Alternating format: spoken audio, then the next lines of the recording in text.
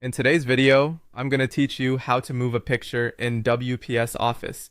Let's get started by opening your document in WPS Office. Once your file is open, find the picture you want to reposition. Tap or click the image to select it. You'll know it's selected when you see small handles around the edges or corners of the picture. Try moving the image by holding and dragging it to a new spot on the page. If the picture won't move freely or seems stuck in a line of text, that just means it's currently set to move with the paragraph. To change that, select the image and look for wrap text or layout options.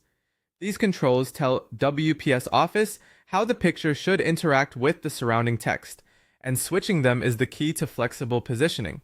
Now choose a layout that fits your goal. In front of text places the image above the text layer so you can move it anywhere without affecting paragraphs. This is ideal for callouts or decorative images. Square wraps the text neatly around the edges of your picture, keeping the image anchored while the text flows around it in a tidy block.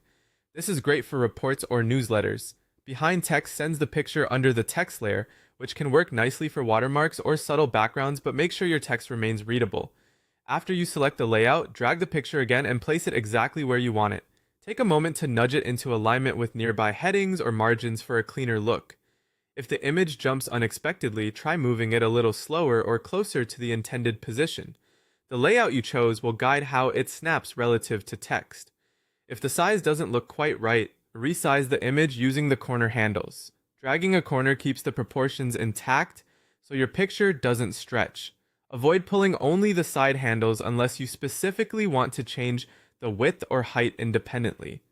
If you're on a touch device, use a steady, small drag to fine-tune the scale. When you're happy with the placement and size, tap or click outside the image to apply the changes. Scan the surrounding text to ensure everything looks balanced and readable. If the picture hides content or the text overlaps awkwardly, return to wrap text or layout options and pick a different setting. Finally, save your document to keep the updated picture placement.